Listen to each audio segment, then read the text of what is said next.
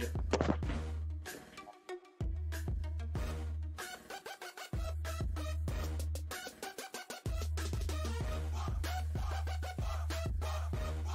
Hey everybody, welcome back to another episode of the Game Show live stream. I'm your host Fred Y, baby.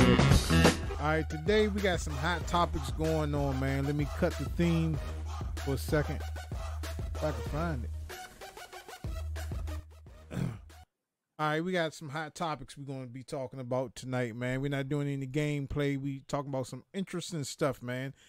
Before I do anything, I usually tell y'all the stuff that I use to do my stream and all that, but y'all know where to go check that out.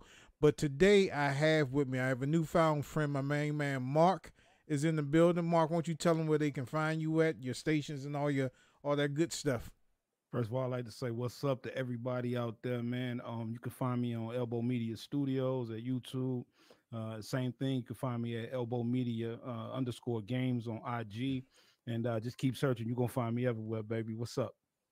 All right. And we also got a good friend, an old friend, man. My main man, Quest. NBL. What's going on, guys? NBL Quest. Tell them where they can find you at, Quest. You don't have it, so, well, tell them where you can find you at on PlayStation, Xbox. Well, it's Quest NBL. For Xbox, it would be Quest. A space, no dash, a space, NBL. For PlayStation, it's Quest NBL, all one word. And for Steam, is Quest space NBL. And we also got Cody, my main man, the real YDOC in the building. Tell them your channels, man, where you can find you at. Oh, it's just everything. I'm all over the place. Everything's the real YDOC, YouTube, Twitch, Facebook, SoundCloud, yeah, all that good stuff. Twitter, I don't really use Twitter. Instagram, don't really use that either. Snapchat, don't really use that either, but I'm on it all. So yeah, just hit me up. And if you send me a message or something, I should be able to get with you shortly. And I'm on eBay as well now. Hold on one second. I'm on eBay as well. Yeah, I was about to tell them about your Fortnite business. Yeah, I'm running like this little shindig on eBay. I'm a gun salesman, just in the game though. In the game. That's cool. If you I don't know, I can craft a bunch of 106s, but you'll have to contact me on there. I don't want to get into too much detail, but yeah, I got the guns if you need them. All right, so today we're talking about two very interesting topics, and we're probably going to talk about a little bit more, but we're going to be talking about people that are saying that video gaming is an addiction now, and you can get hooked on it like you selling your mother VCR at the middle of the night just to get a fix or something like that. I don't know, some crazy crap. And we're going to be talking about streaming. What does it take to be a streamer? And some people just get discouraged because it doesn't happen fast enough. So we're going to be talking about those two topics tonight. Let's start off with talking about video game addiction. And we had a lot of conversation going on before the stream started, and I just want to get back into that. But we're going to let my main man Mark start it off because this is something that he wanted to talk about. So the video game addiction, Mark, what's going on with that? I mean, like, I don't know. Yeah, right. Essentially, there's some guys that are about to publish an article, and actually, I say about to. It's a long way away. So I think they're talking about 2020 or something crazy, but it's been brought up, and this story is fairly new. Last week, it was on fire. Katz was talking about that this is actually a serious thing. Scientists are trying to prove that someone can actually be addicted to video games, which is my opinion is crazy to me to think that someone could associate video games, something that makes people happy, you know what I'm saying, gets people up and going, not for as physical, but mentally, gets the brain moving. How could that be an addiction? Now, don't get me wrong. Some people do kind of go overboard, but any hobby we have, we can't go overboard. If you got a car, you're into building cars. You can buy parts to your heart content. And is that an addiction? that's love for what you do. That's how I feel about it. But that's what's happening right now, and that's a thing. Let people know out there for real. This is a thing. It's not something they're playing around with. See, the way that I take that is that people just got too much time on their hands. If you think that video game is an addiction, that it doesn't help. Let's look at what Microsoft is doing right now. Now, Microsoft has developed this controller that allows people with deformities and handicapped people to play games, right? Yeah. So if games was just such an addiction, Mm-hmm. why would they be using that as a therapeutic thing in hospitals? Now, like when kids are in hospitals, or you have wounded veterans and soldiers, nothing brings more joy to them than when you bring them a system and they're able to play with another person inside the hospital. It's the thing that I say, like, if obesity is the number one thing in America, right? And the way that you can get slim, you can lose 100 pounds within a month if you weighing like 500 pounds, is you take a hit of crack and you'll be slim in a couple of weeks, right? They don't give you crack for you to slim down. Hey, I knew crack was gonna come out in this conversation. I just knew it. Crack was like, damn, they just won't leave me alone. You know what I mean? You don't do crack to get slim, and it's the same thing with the video games, man. There's nothing like having a hard day. You know what I'm saying? You have a hard day at work. You come home, you got the frustrations of the boss beating down on you. You got the frustrations of that one person that think he's run the place so he can come in 15 minutes late. He could take a 2-hour lunch break and nobody says nothing to him. But if you a minute off from coming back in, they jump on you. You come home, you play some Fortnite, you play some Call of Duty, you play that first headshot and all that stress is gone. And it's gone. Yeah. Go take it, Cody. I don't know. Like, honestly, like this is honestly, it's just gonna be my opinion, but I think the government is getting too over their heads. They think everything is an addiction.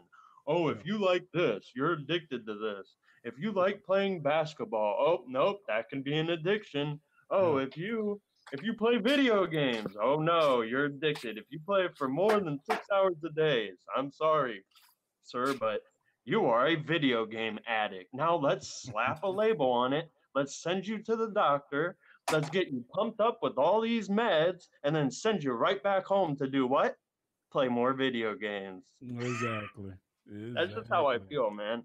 But I don't know. I think addiction in itself is a thing. Don't get me wrong. I do not want to not take this seriously because addiction is it's a serious it's out there. It's real. It's a issue with the brain. It's a chemical imbalance in the brain that gives you the ability or makes you think that you have to go out and do these things when in all reality you don't have to, and you could be just fine. So I think people need to address addiction as a whole instead of just categorizing different forms of addiction and then pumping out all these like different meds. Because if you look at it, there's so many people in the world that have some form of addiction now. And during the 1900s, for instance, addiction didn't even exist. So what is addiction really? Quest. I don't know. That's some food talk. That's food. Well, I just went to Wikipedia, and you can see, if you look at the true definition of an addiction, you can see where games can be addictive, in that especially kids who are addicted to increasing rewards for beating other players and things of that nature can become very addictive. And basically what it says here, addiction is a brain disorder characterized by compulsive engagement in rewarding stimuli despite adverse consequences. In other words, when you're addicted to something, that becomes your go-to, and anything that's below that is secondary.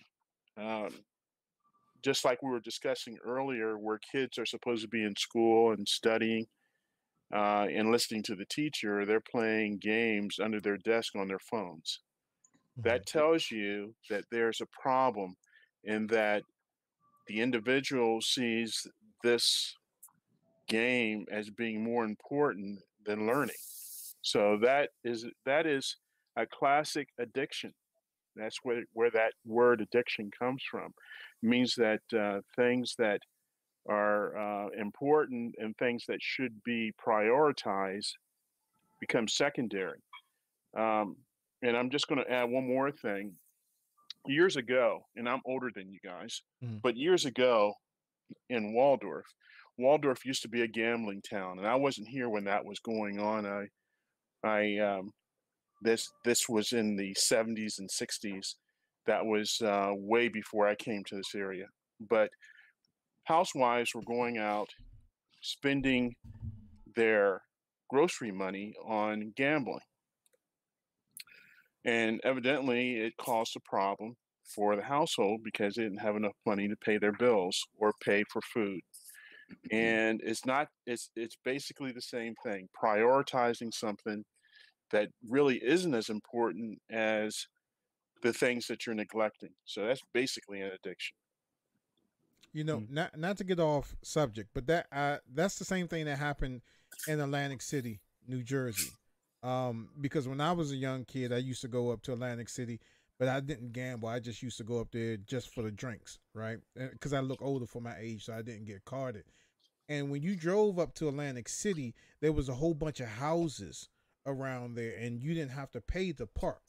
Long story short, a lot of people that were living in that area, they gambled, you know, their rent money, their mortgage. And now if you go to Atlantic City, you don't see any of those homes up there anymore. So, you know, addiction could be a really troubling thing. But, you know, we're talking about video games. Video games, it doesn't hurt anybody. You know, I see, but I see where I'm going to cut you off, but I see where John, and that is right, John. I don't know if I'm Yeah, just, it's John. It's John. I see exactly where he's going with this, because if you really break it down, see what's happening is we're breaking it down. We're looking at it because we're gamers, right? We're looking at it from a okay, I love video games, right? But it would be the same as, and I don't want to flip the script here because I don't believe that I'm a video game addict. I don't believe that there is such a thing. But John did spark something. He sparked the scientific meaning of the word. My cousin is addicted to gambling, right? And no matter what you tell him, I mean, I've watched this guy, and I don't want to get too deep into it. He might watch the stream and be like, "Don't put my business in the stream." But I've actually seen him. No reason, you couldn't reason with him. It made no sense. I mean, even if you told him, "Hey, look, if you do this, this ill thing is going to happen," he would not take heed to what you were saying. He would do it, it would happen, and he would say, "Well, hey, whatever." You know what I mean? It's almost like mentally he wasn't able to. I'm just going to say it simply. He wasn't able to function. Right. It was like, I'm going to do what I want to do, this and that. So if you look at it from a scientific standpoint, let's just put it to you like this. You go out and you buy an Oculus Rift, right? But your rent is due. Right. You know what I'm saying? And you're like, you know what? I'm going to spend that $700-800. And your wife is like, why did you do that? Well, I wanted to experience VR. But she's like, yeah, but we're going to experience homelessness. Come back asking why. You know what I mean? If you break it down like that, then it's just hard to fathom thinking that something that makes you feel so good. Well, damn, if I go there, it's like, okay, crack make people feel good, right? Well, people can be addicted to just about anything. When the addiction becomes so powerful that, say I want to play a game and not go to work for a week, you know, if I do that, that means that I'm addicted to something, you know, because I'm putting something that's really not as important as going to work as a priority. And that could be just about anything. I mean, people are sexually addicted. People are substance addicted. People are gambling addicted. You can become addicted to just about anything if you allow yourself to get there. But once you're there, it's hell getting out of it. Yeah. That old lady down the street that has 10 cats, she's addicted to feline. Those cats mean everything to her. Wow. This is true, fellas. So where's the solution? I mean, Fortnite is taking over. I mean, I did a photo shoot the other day, and it was all these kids were looking at YouTube and were just stuck to the TV. They wasn't even playing the game. They were just watching the game being streamed, and were like they were watching cartoons like we did Saturday morning. Mm-hmm. Yeah. You know what I'm saying? This has become I don't even want to say it. Damn it, people are addicted to I 40. just want to say one thing. When you have one man, and I'm not talking about a group of men, I'm not talking about a group of individuals, a group of streamers, when you have one man, one individual man that Mhm. can sit there and profit over $1.5 million in a month off of a That's video crazy. game, and his average viewer's age is 10 to 12 years old, now there is a problem there. There's a Right. problem there, Yeah. and it can be stopped. It's just how. See, It goes as far as beyond to the esports league, Twitch, the whole 9 yards. They know what they're doing.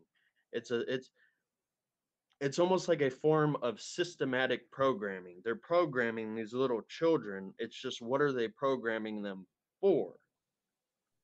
Because see, they're all watching, they're not even playing, like you said, they're not even playing Fortnite anymore. They're so into it Yeah. to where they realize that they can't be as good as these multi-million dollar streamers that they've even stopped playing the game, and they just sit there and it's like they're zombies, and they Let me, just watch all the streamers make let me- all this bank off of them. see, I Well, And think it's it's like, it's the parents' fault. We have to start with the parents first of all.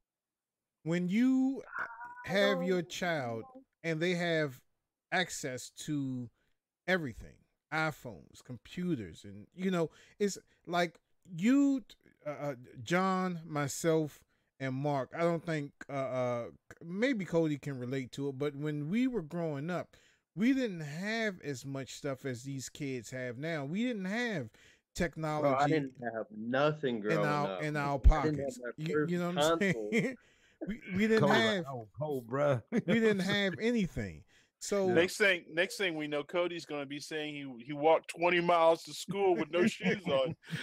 Like, come on. There was not 20 miles. Damn, man. No, not 20 miles, but I definitely walked 1.8 miles one time to school.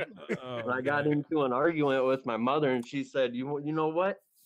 Your ass is still going to school, but you're walking." You know, I'm gonna That's tell you wild. something that's crazy. I have another channel where I do this deal called Let's Talk, and it's a serious deal. I talk about issues in the community, things like that, and it's crazy. We talking about. I was just having a subject about children and the access to too much information. And the crazy thing about it is, it's almost like, how can you stop it when you start looking at the parents? Look at myself. I mean, I have 4 beautiful daughters. We had to start purchasing phones. My wife, I was dead set against it. No, I'm not getting a phone. I don't care what the hell you say. I'm not doing it. Well, around 12, they start doing activities where we wanted to know where they were. You know what I'm saying? Whenever you get out, call us. Whenever you do this, get out. And the other kids had it. So eventually I bought a phone. And I was saying in my show, okay, even if you do all the parental things that you need to do to stop your kids from doing it, what about the other kids? See, what people don't get is, just like we did when we were kids, they share things. You see what I'm saying? So if the other parents are not doing the same provisions that you're doing to stop the kids from going on things that you don't want to do, they're going to get to it anyway. yeah, because they're going to go over their friend's house, they're going to spend a night, and they're going to get into it. But Exactly. my thing is that parents who complain about technology douse their kids in technology. You can't create a problem and then say like there is a problem. Back in the day, you had one computer in the house per se, and the computer was in the living room. So you had to fight over everybody going over dial up to get on this one computer. You know what I'm saying? Now it's just so like you have a computer in your pocket. You don't have a 486DX anymore. You don't have a Pentium 3 no more. You have like an i9 whatever in your pocket in your room, and you have access to the web. You have a PlayStation, you have a Wii, you have Xbox. So you can go out there and gather that content that they don't want you to see, or I mean, it's just crazy with the parents. Start off with that. If you complaining about certain technology stuff, like your parents, you don't want them to see this, you don't want them to see that, then stop buying them all this stuff. Stop buying them all this stuff. You know what I'm saying? You have to be the change. Kids can do fine with a flip phone. Interrupt. I think flip phone. I mean, they may get teased like we did if somebody was wearing Pro Wings and no damn flip phone. You can stop that. I still Get got out a of here. phone. That's like buying them some Pro Wings, bro. you know, Kids want to wear Nike kicks, bro. They want Nike shoes, man. They don't want no damn flip phone. You can stop that, Bro, my cousin's 13. give them a flip phone, give them a Nextel with the chirp. They be all right, man. They don't even make them no more, man. Stop the shenanigans. Go ahead, bro. They do. But my cousin is, listen to this. This is just, and I had to take it into perspective the other day. And I may sound a little weird because I have my retainer in, and I had to take this into perspective the other day when I got you, quiet one. Go ahead, Cole. It was my 13-year-old cousin, right? Mm-hmm. And he said to me, he was like, we were talking about something, and then he just out of nowhere, he was like, so he's like, you get the new LeBrons. And I'm just like what? Like what? I follow basketball, but I'm sorry, I don't follow shoes. It's just not a thing that appeals to me. Yeah. It's like, did you get the new LeBrons, bro? And I'm just like, no. And then he was like, and then it's like the conversation just changed. Oh, cuz you're missing out, bro. I just copped these new LeBrons for $320, bro. This, that, and it's like, it's a name, it's a brand, it's a material item. Like, and I'm seeing a lot of that in this upcoming generation. I think it skipped my generation, and it is more dominant in this upcoming generation. It's materialistic items.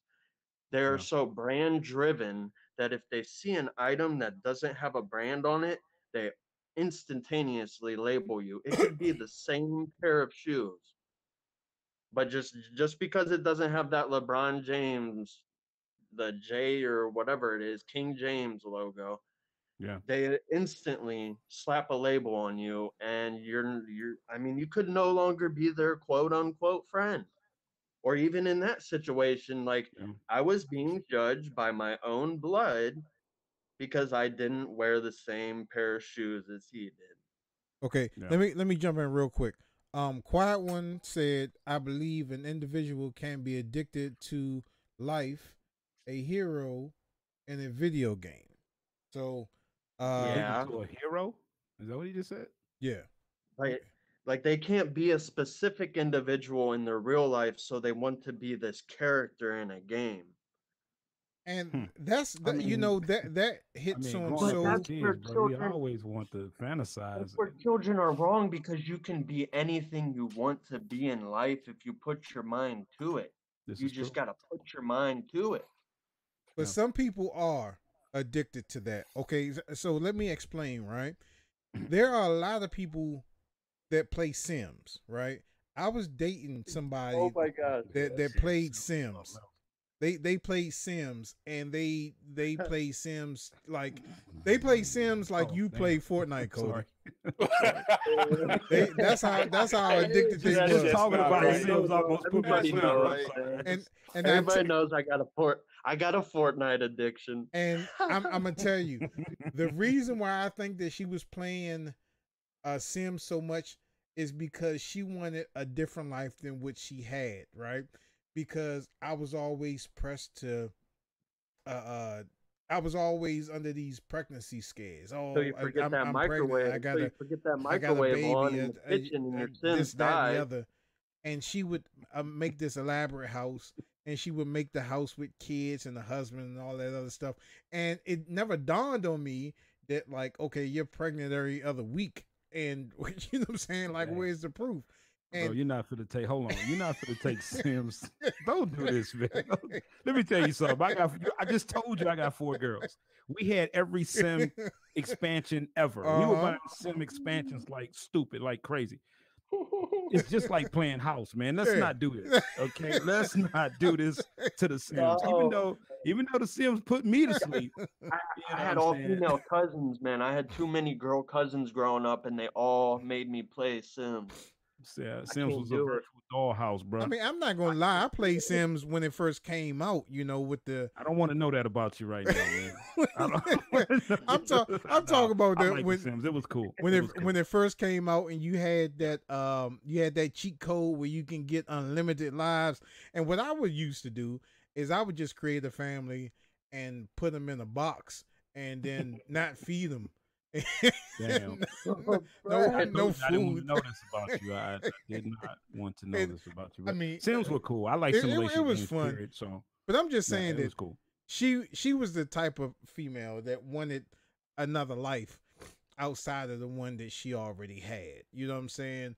And I don't know if you want to call that an addiction, but it was just I think she just loved the game. So I just think John sparked it. I think that we started this stream off with really looking at it, since we're gamers, looking at it like, hey, you know, it's almost like we're a bunch of drug addicts, and we're all sitting here like, hey man, I love smoking weed. I don't know what the hell nobody talking about.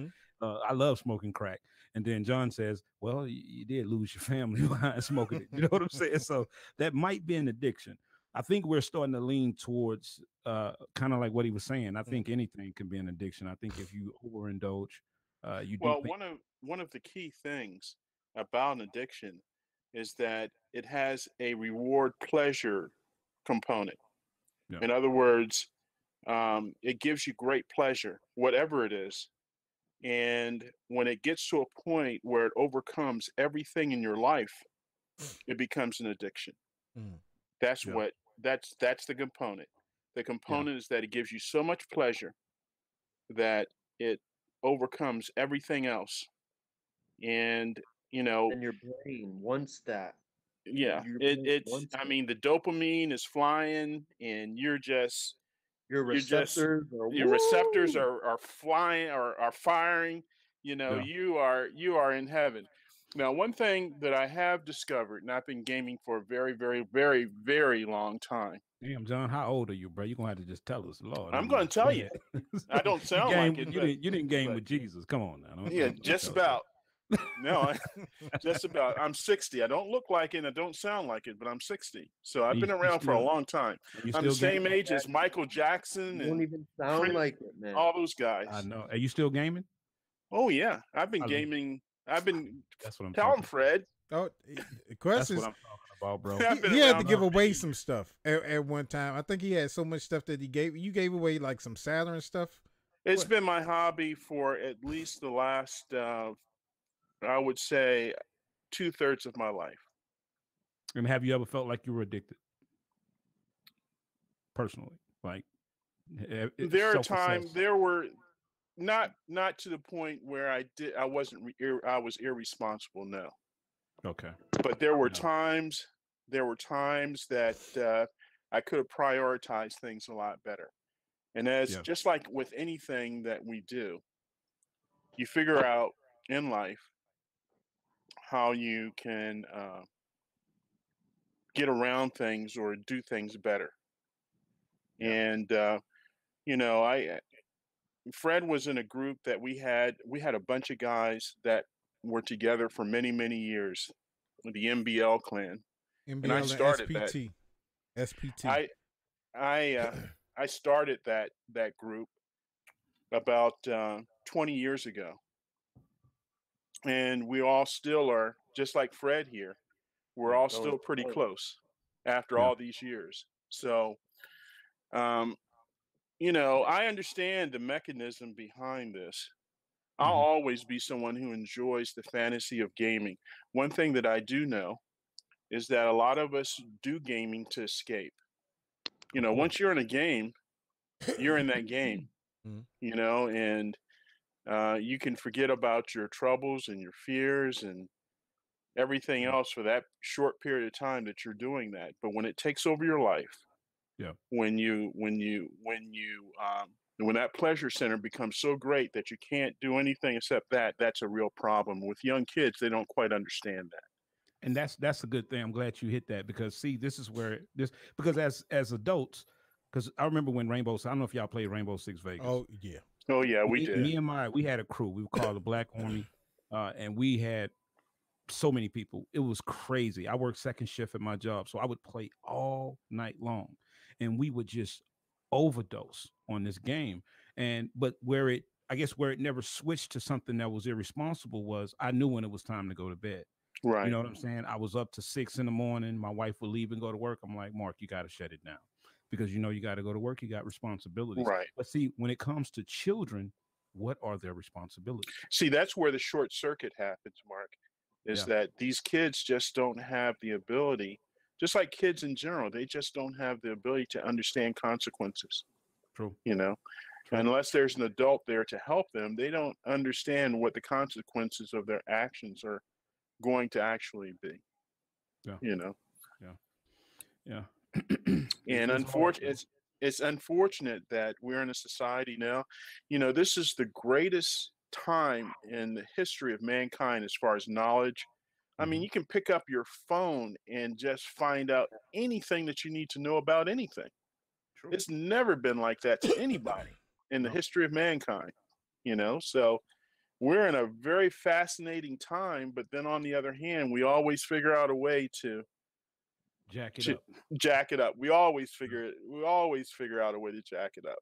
Yeah, because something's so good. I mean, I don't even play Fortnite. I have watched it, and I'm gonna tell you, it's kind of like that little spinning thing they use to hypnotize people. Yeah. You watch somebody that plays that's good at building, and it's amazing. I'm not gonna lie. I don't play it, but I have watched it on YouTube, and I think that I see where kids get caught up in it, because it's the lure of, can I be that good, or this guy is so great, he's winning, he's this, he's that. So I get it. These guys have made a special game. It's just unfortunate that the game is being broken down and used almost like they're saying it's crack, it's a drug. But this isn't the first time. We've had World of Warcraft. We've had games like that where people have put their lives on hold. I mean, it's not the first. Some horror stories about that, bro. Oh yeah, I mean, so it's not the first time. But you remember the first person that died of dehydration from World of Warcraft over in Japan? I heard about that. I heard about it. That's bananas. I had a World of Warcraft for what? Yeah, there have been people dying gaming, especially people Asians. They've lost their mind sometimes when they game. I mean, it's unbelievable. I had a guy that I used to work with. We do service work, and this guy he told me he logged a year of playtime. A year. Oh, that's nothing, man. But at the time, I didn't even understand it though. In RuneScape, that's 365 days times 2 into a game. That was my escape. If you want to hear a real, honest to God story right now, all through high school, starting in middle school, from 5th grade up. I'm not even gonna lie, like I was bullied all through school, and I used that as my outlet. All my friends, like they wouldn't even talk to me at school. But as soon as we got home, oh yeah, they were quick to, trade, talk to me on RuneScape, do quests, do bosses, the whole 9 yards. But as soon as you get in that hallway, they wouldn't even recognize you. But that was like my escape. RuneScape was like my game, and I played the crap out of that. Like that's one of the games I'm a veteran in. That and Fortnite, but that's about it. Yeah, I think it's a deep topic. It's a very you can touch on so many different points of this conversation though. Like I don't know, just gaming in general. Because if I don't know, if you go to a hospital and the mental whatever, the brain, I don't know what they call it, but the mental side of the hospital, in every room, in every lobby, there's next generation gaming consoles, if not an Oculus Rift. In every lobby. Yeah. So I it see that. has something to do with the human mind. Our mind and how it operates just has it's music and gaming. That's two things that are just certain for some reason. Yeah. And people that have a hard time dealing with, I don't know, maybe like daily functions or things that other people operate, just basic operations of society that other people can achieve, others can't. And that's what they Yeah. seek in video games, Yeah, I I think. agree. I agree with you. It's crazy because you're right. It's like there's certain people, and our minds are so amazing. There's certain people that certain things they can't unlock. Like that once it's locked on them, it's locked. Just like smoking cigarettes. And I don't want to get too far off the subject, but we kind of still about addiction. But some people cannot stop smoking cigarettes. I smoked cigarettes for 10 years, quit just like that. You know what I'm saying? God told me, I don't know how you did it. You should bottle that and sell it because people can't do that. So you're right. It's just, I think it's all based on it's an individual thing somewhat. And it's just, I don't know, man. Sometimes you think gaming, how could it be an addiction? But because it feels so good. But again, anything that we overdo, could it eventually become something that we're doing too much and it's hurting Well, other people and it ourselves. has to do with pleasure, and anything that is pleasurable Hmm. can be addictive. And um, it's just the individual. If you've had enough, and Mark, you had enough of cigarettes. I can tell you that you had enough. Yeah. You were done, right? Yep. Yep. And only us as individuals can turn that switch off. You know, Yeah. um, people will say, "Well, I want to stop. I don't want to do this anymore," but they're not willing to turn the switch off. Yeah. You know, Yeah. uh, it takes work to turn a switch off to something that gives you pleasure. I mean, it it takes work. I mean, Yeah, if this thing is it in feels front of good. you, Yeah, and that could be anything, and you can just imagine in your brain what it might be. It could yeah, be anything. If this thing is in front of you and wagging its tail literally at you, it's kind of mm. hard for you to just walk away and say, "I'm not going to do this." It you takes a hell of know, a lot of discipline, man. It takes a hell of a lot of discipline, you know. and So parents that's learn that that's the quick. nature. That's the nature, Mark, of addiction. You know, Yeah, it gives us so much pleasure that we don't want to do anything else. And yeah, that's unfortunate, but that's what addiction is all about. yeah, man. Wow, I learned a lot tonight. And I Quiet think One I'm. has chimed in about something. He says, with games, you are needed, you feel needed by others, virtually NPC who asks for help. Um, Oh yeah. Non-playable characters, yeah. The dialogue and the storyline and Yeah. please come here, sorcerer. You need to save us from this. Blah, blah, blah, blah, blah. We can't do this without you. and I, And then Yeah. you go and you do this quest. I can Yeah, understand. I can wow. understand where Cody is coming from because I also was bullied, and at middle school and the beginning of ninth grade, and then I did some violent things, and then that stopped. So my escape when I was in middle school, because I really See, didn't, I I went really home and didn't played have any friends RuneScape as and kept well. getting bullied. You know what I'm saying? Like my thing was I was the guy in the neighborhood that um was into animals. So I would like go to the creek and I would catch tadpoles, or I would, baby raccoons or foxes would come in the backyard and I would kind of try to keep them as pets and stuff like that.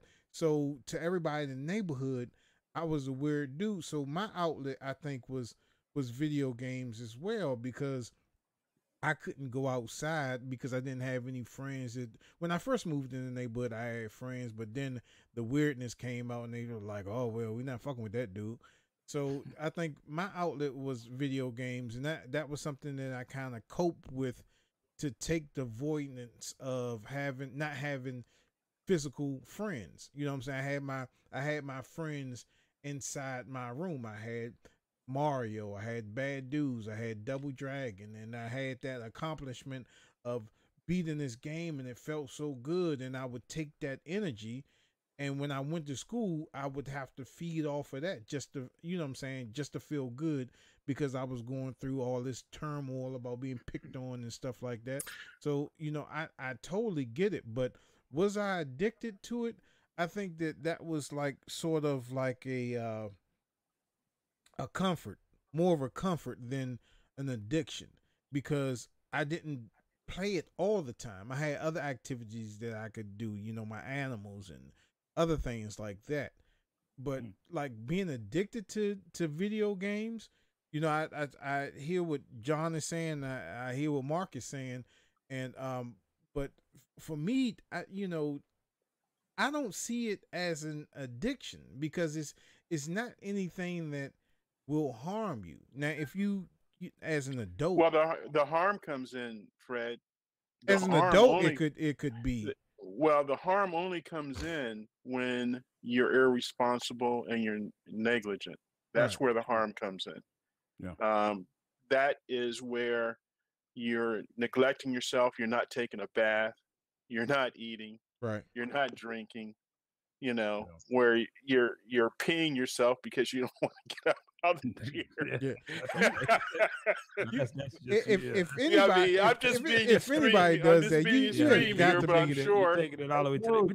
hey, You got to bros, I have need some another, screws no, I though. loose. need another Mountain Dew 2-liter, bro. I don't want to get up and use the bathroom. Let me tell you something that's crazy though. Some people, even if it's a light addiction, they still won't recognize it because to you, it's what you do, right? That's Right. your thing. You know what I'm saying? And it almost sometimes takes someone else that's close to you, may it be your wife, kids, cousins, uncle, whatever, to tell you, hey man, you're slipping a little bit. You're slipping That's into the if you'll darkness a listen. little bit. That's if you'll listen, And Mark. most of the time, trust me, like I said, I know people with addictions. I had a best friend of mine who was an alcoholic.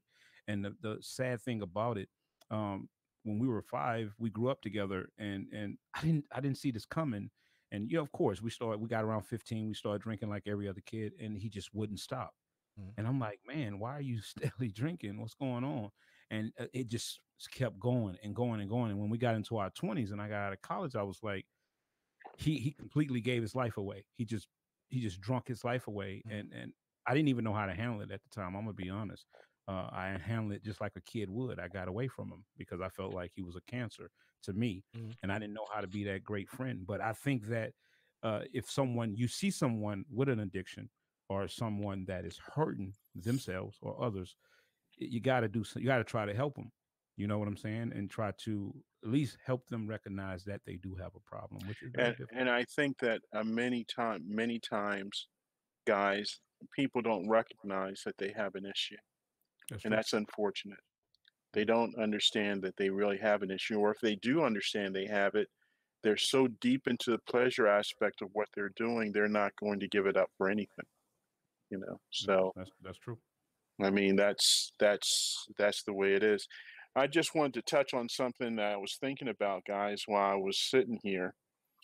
I've been in gaming ever since I started out as a young kid playing pinball machines. So I've been in gaming all my life practically. I mean, I remember one day, and I'll get away from this. My mother sent me down to get her a pack of cigarettes I know where to this the going. she sent me down to get a pack of cigarettes at the local drugstore, and there was a bar right next to it. So I went in and started playing pinball. Lost all track of time. Next thing I know, I feel somebody yanking me off of the pinball machine. Put And I my don't. cigarette, boy. Needless to say, I never did that again. But I've been doing this for a long time, and one of the things that we do as gamers, we're always looking for the next high, Yeah. Right. the next big thing. And I remember a little game on the Dreamcast called Fantasy Star Online, Mm. and I remember that was just at the time when people were communicating online as far as games were concerned. That's the one that came with the mic, right? No, it didn't. No, you had to type. Oh. In the Dreamcast days, you had to type at the beginning. And I remember how incredible that was. I mean, it was just incredible to get into. There were 4 people in your group, and you would communicate with the keyboard, and it just was. I mean, in today's gaming, it wouldn't be all that great, but back then, it was a high. I mean, there's no other way to describe it. One of the things that you and I did, Fred, if you remember with SOCOM, every night we were on. Every night we were on. Every night. Man. Every night we were on. I'll never forget what And that was for years. Oh yeah. Yeah. I'll never forget what SOCOM felt like the first time I played with other people online. It was amazing. It was freeing. It was incredible. Yeah. Especially when you were talking to people all over the country, all over the world. Yeah. I mean, it was, and now you look at SOCOM, you said, how in the world did we play that? It looks so ugly now, but it was incredible at the time. But it was awesome, man. One note, you can still play SOCOM online because I still have my PlayStation 2. I still have my network adapter. There's a software.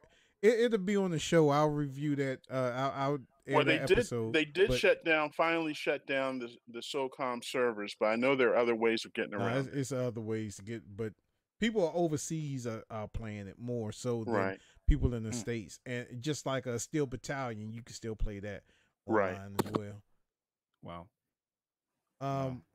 So I guess the answer or the question is, how can you approach somebody, since we're talking about video game addiction, how can you approach somebody that has a video game addiction and try to cure them of it, I guess you want to say? Well, let me pose another question to you. Let's not use video games. Let's say cigarettes. How do you approach someone and say, hey, look, those cigarettes are killing you. Why don't you stop? What do you think their reaction is going to be? Well, I'll tell you what, they're going to say, hey, man, I like smoking, so I know the risk. Well, and you're going to get the same type of reaction from anybody who's enjoying what they're doing to the point where it becomes an addiction. Yeah. The key is Cody, that person. Send me your Gmail, Cody, so I can call you back because Cody's out. Did we lose Cody? Yeah, it looks like we lost Cody. Okay. But what I was getting ready to say is that we can kind of nudge them, but until a person is ready to, when that little switch is ready to be switched off, unfortunately, unless you're a parent and you have control over that child to a point where you can make them do something, if you're an adult, it's kind of hard to make anybody do anything. So yeah, and people have asked me, family members, I still have people that smoke, and they ask me, man, how do you do it? It just seems like I'm going crazy. I'm not the same person. It's all mental. It is. You know what I mean? It's all mental. And I'm gonna share this, and I'm gonna try to be quick about it. Nice to see you back, Cody. Yeah. Hey, what's up? What's up, Cody? Yeah. That. Yeah. Okay. So, yeah, but I would tell people that for that first, because the toughest part is the first week. It is. It literally feels like your tongue is being ripped out of your face. Like it just the sensation is unbelievable. But what I did was I convinced myself that I was sick. I have a cold. I have something wrong with me, and I have to fight it for a week. And after a week, I'll be fine. And once I convinced myself of that, I dealt with the cravings, and then boom, it was over. And I'm not trying to say that I quit. I mean, don't get me wrong. I did say I kind of just quit, but it was a process. You know what I'm saying? It's always a process. Yeah, but I was able to do it, and that was my way. And people say, well, I'll try it, but I don't know if I can do it. You can do anything you put your mind to. That's if you really, really, really want to do it. Yeah. The thing about it is it takes, and I don't want to say it takes willpower, because it's not willpower alone. It's the ability to reach in like you did, Mark, and switch that switch off. And that's what you did. You switched that switch off. Yeah. That's not willpower. That's figuring out how in the world can I turn this problem off that's causing me this issue, whatever it is, you know? Yeah. And unfortunately, with the exception of kids, because they can be corrected because you are in charge of them. If it's an adult and they are determined to do what they're going to do until they suffer enough consequences of their actions and really seek help, it's going to be an issue. Yeah. Now, It's going to be an issue. let me clarify up something. Are we talking about kids or are we talking about adults? Because that should be like two separate topics. As far as kids having an addiction, we were talking about addiction in general. In general, okay. And the thing about it is, with kids, the parents have more. They're pretty much standing in the wings for that child. In other words, making decisions for that child that child doesn't have the ability to make good decisions on. Yeah, because if you're 13 years old, unless you out there on the block getting that guap, man, you don't have that kind of income coming in for you to afford these type of luxuries. Right. You know what I'm saying? You can't. A 13-year-old, I don't even think you can get a work permit at that age. So as far as you getting money to get an Xbox, which is going to cost you anywhere over $300, a Switch or whatever, a PC or whatever, you're going to need some type of income to get that stuff. Now, if your parents are providing that, they are your drug dealers basically, because they're providing you your fix. And that's where I come in when I say, well, you can't complain about the problem if you are your child's best dealer. Pusher. She's your pusher, man. You understand what I'm saying? So that's your best client right there. And I know, Mark, you said, nah, we're not doing the flip phones and stuff. Hey, look, I had to wear Pro Wings in high school, bro, until I got money on my own to get. But if you don't give kids a sense of, if you give them the sense of entitlement, then you're doing more. I'm getting some feedback from somebody. We're getting more people in the stream here, it looks like. You're getting Cody, is that coming from you, Cody? Yeah, it looks like we're getting feedback from Cody. Cody. Oh, my bad. So if you are providing all the electronics for your kid, I don't like where you're going. I don't like the road you're traveling down on this one, because it's almost not fair. Because think about it.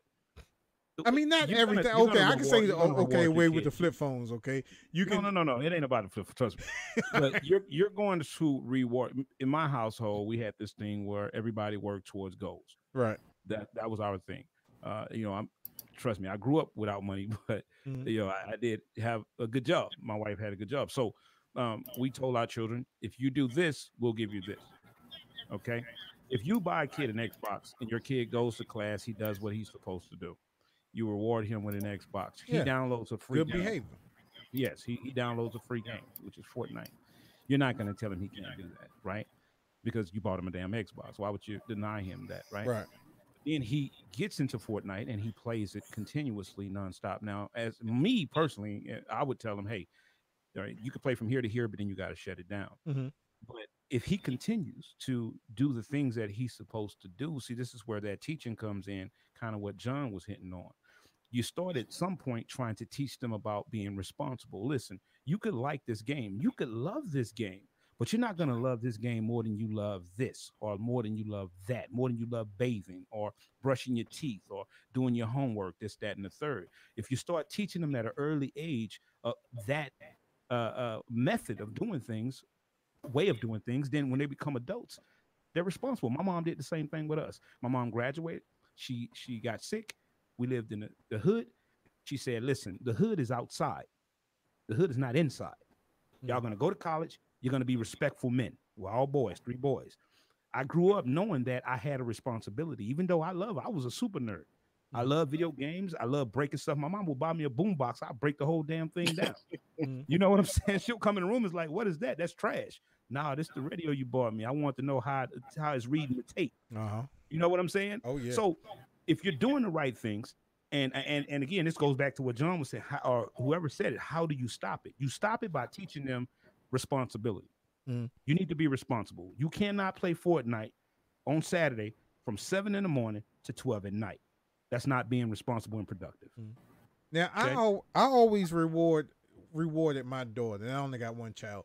Always rewarded my daughter with the finest things in life that I thought was, because when I was growing up, unfortunately, my mother couldn't give me all the things that I wanted. She only gave me the stuff that I really needed until I was able to go out there and get the stuff that I wanted myself.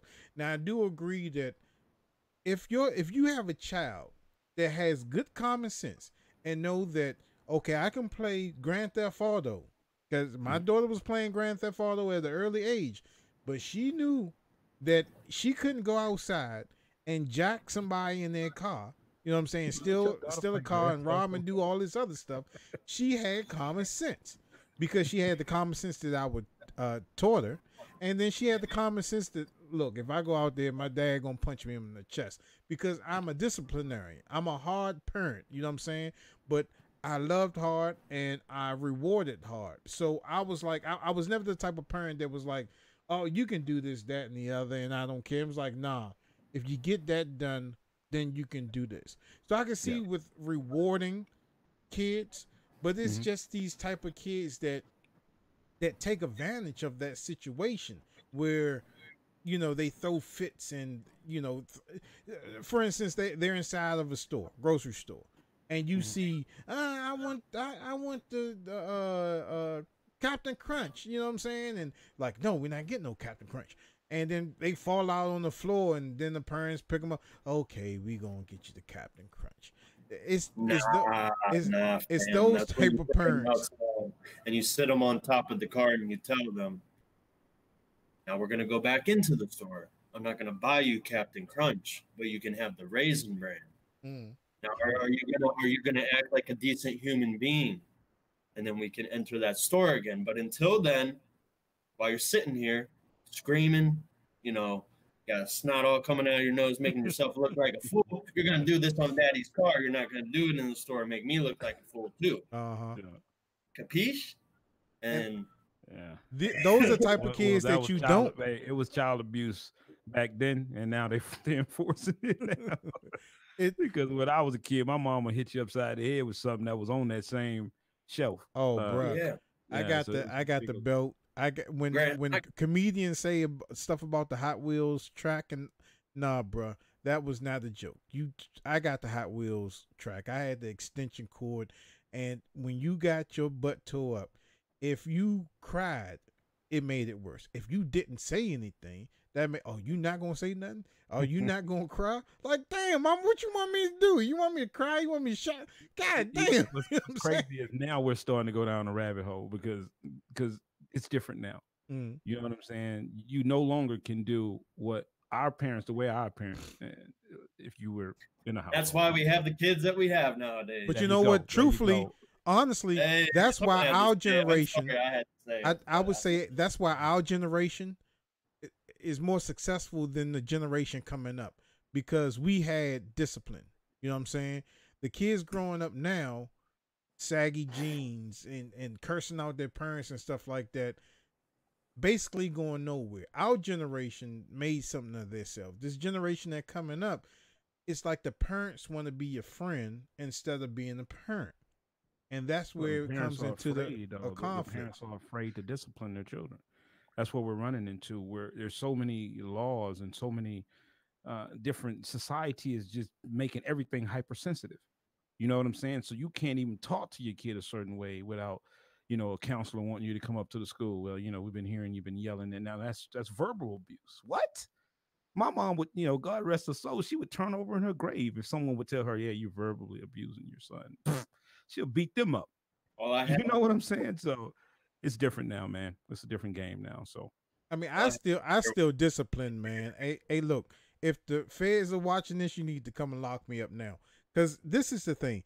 If you come through the threshold of my house, right? If you are a child, you must respect that. Now, when I was growing up, kids were meant to be seen and not heard. And that's the type of thing that I grew up. When you walked into an adult house, you spoke. You didn't just walk past me. You're like, nah, nigga, I'm sitting here. You not gonna say nothing to me. So I grew up in that era where when you walk past an adult, you spoke. You said, yes, ma'am, no, ma'am, yes, sir, no, sir. And that's the way that you treated things. You know what I'm saying? And it's still children though now. It's still to this day. If I have a child that walks into the house and you don't speak, I've done this plenty of times. I've had my niece walk into the house and she didn't speak. I had her go right back outside and I closed the door on her and I waited for her to knock and she knocked and like, hey, Uncle Freddie. I'm like, okay, there we go. You know what I'm saying? Yeah. So they're pumping the kids full of drugs when they act out. It's too much, man. Everybody wants to medicate everybody. This whole thing about game addiction is they're gonna have a pill in 6 months. Oh wow. Well, that's what's gonna happen. Who said it first? Who said it first? Watch it. They better call it the TheRealYDOC pill, and I better get some compensation. Cody, I want to hear what John got to say about this. Go ahead, John. Medication has its place, but on the other hand, it's not a go-to for all things. I mean, Big Pharma has its place.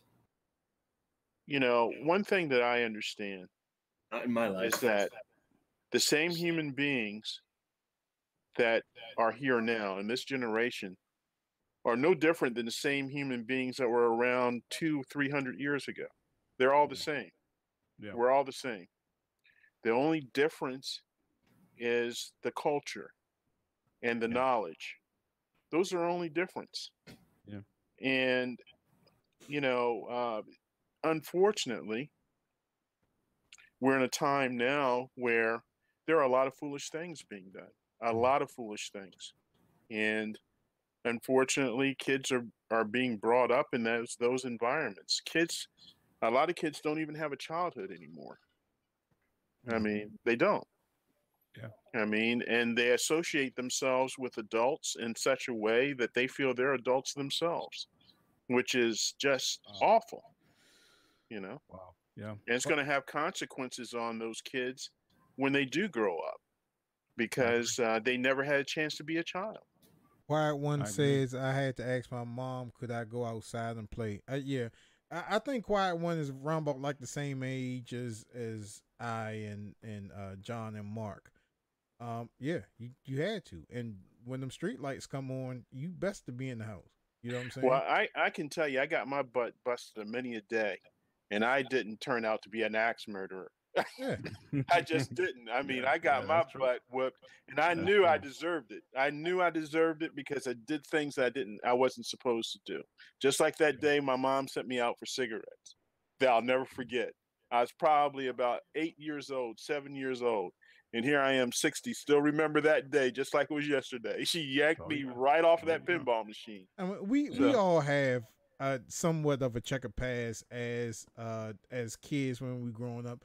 But I think what really kept us is like not having that fear of mom and dad and grandma and stuff like that being, you know, if you do this, you're gonna get your butt tore up. So I think that's what kept us out of the penitentiary per se. You know, we just lost Michael Jackson's dad, Joe Jackson. Yep. And as much as he was vilified, all the, you know, especially these last 20 years, that man had to be very special to do what he did with his kids. Oh yeah. And you know, was he perfect? No. Did he do things he shouldn't have done? Yes. But those kids, every one of them are successful because of him. Well, most of them. Most of them. Yeah. But he produced he had a great production out of all those kids. Well, basically, all of them had something going on at a period of time. But you know, mostly this was a guy, Michael. This you know was a guy that he gave us some great content, house. Man. This was a guy that had a very small house, and all the kids lived in or slept in one bedroom. Mm-hmm. Yeah. He didn't have anything.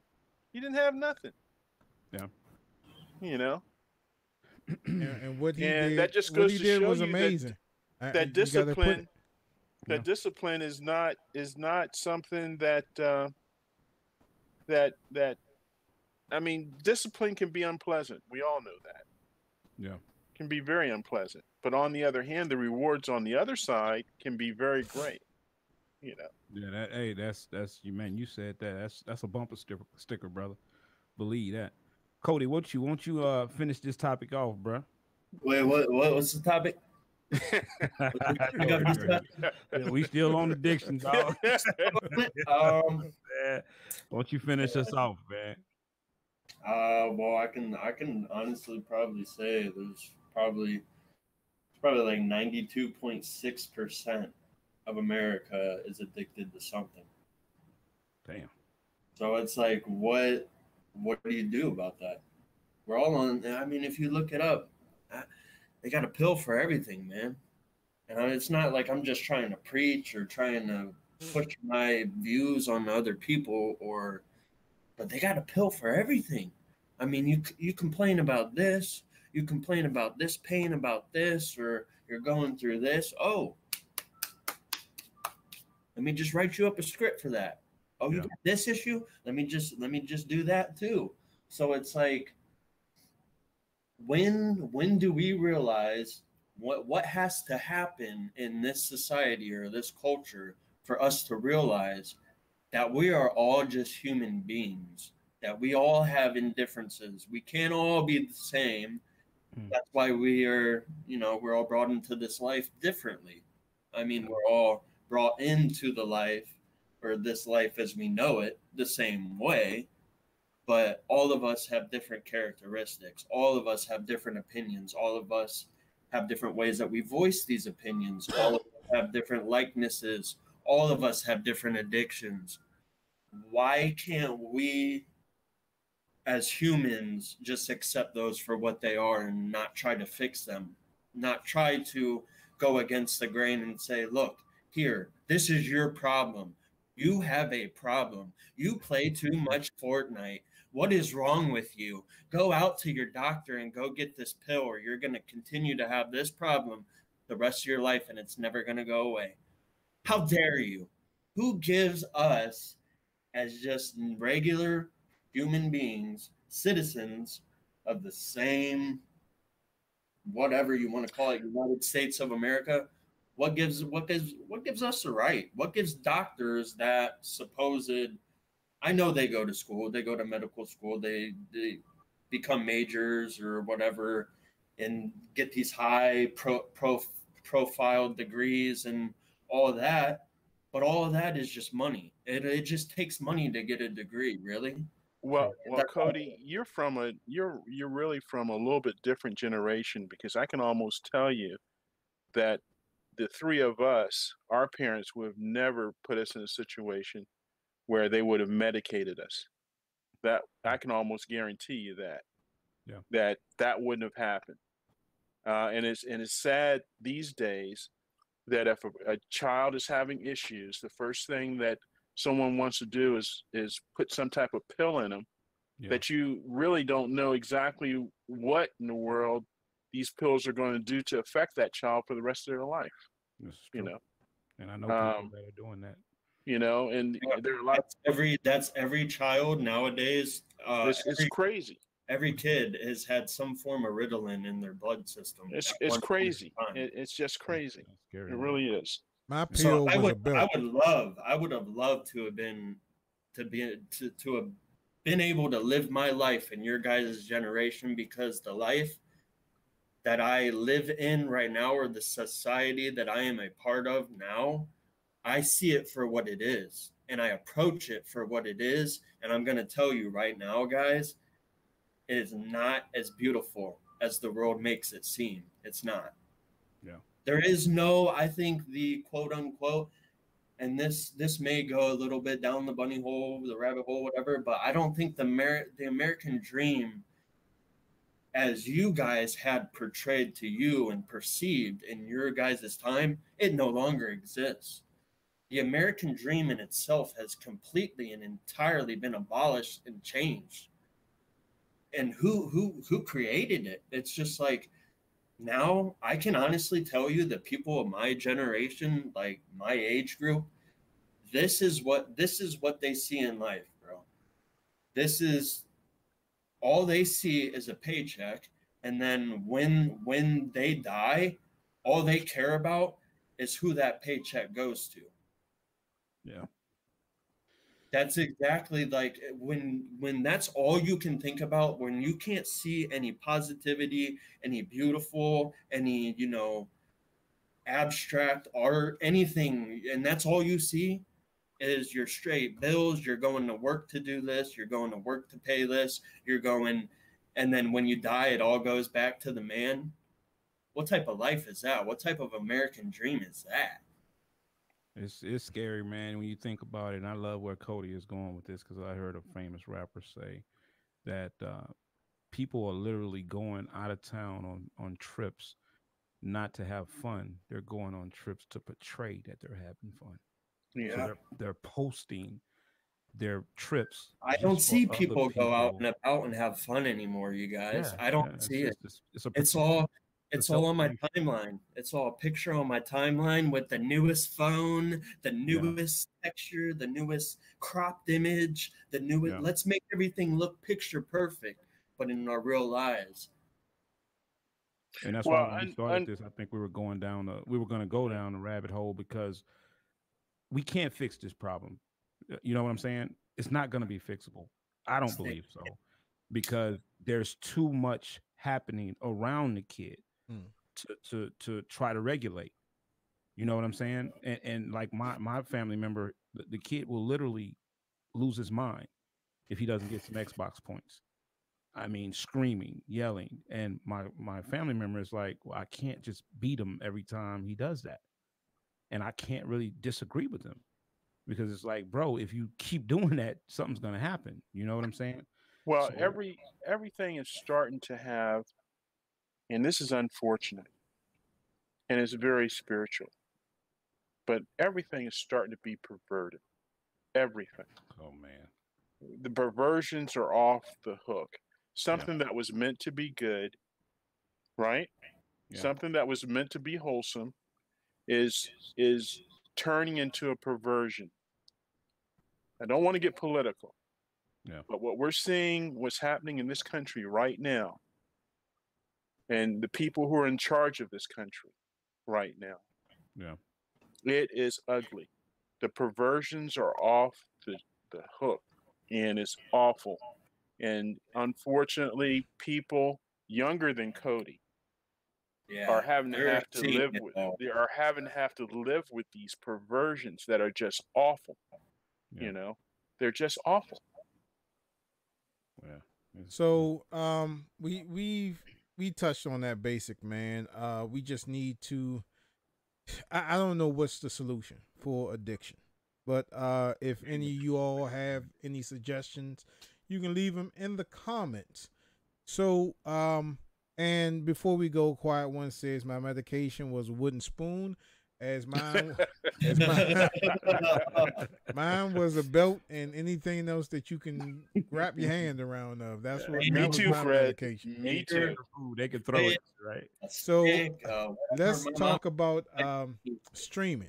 Now, a lot of people want to get into the streaming business, but a lot of people don't know what it takes to start streaming, and they give up easily because stuff doesn't come fast enough.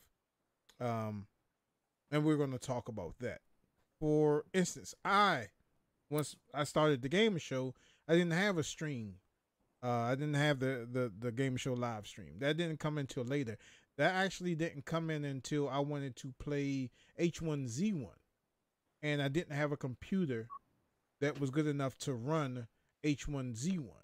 So, I didn't have anything basically. Didn't have any capturing cards. Didn't have anything. So, not to prolong and make this a long story. Long story short, a couple of years I gathered uh, one computer built turned into three. I got some cameras, and I got because I do this professionally, like weddings and stuff like that. So I had already equipment acquired, but I didn't have equipment for streaming acquired to do that. So long story short, I got all the stuff that I needed, and it's been 5 years for the show, a little over maybe a year and a half for the streaming, and my subscribers are not even over 500, right? And some people would give up on that just because they don't get the viewage. They give up. This thing is not easy. As Mark, you can test to this. Cody, you can test to this. Yeah. you know the first thing I would say is that you have to invest in yourself if you want to be a popular streamer. If you want to do this professionally, if you want results, you have to invest in yourself. You can't go cheap and then go back later and say, oh well, I want to do this and that and the other. What I would recommend to anybody that wants to do this type of work is get what you need and build from there, right? Yeah. But don't think that you're gonna instantaneously overnight be Boogie 928 or PewDiePie or Lamar Wilson.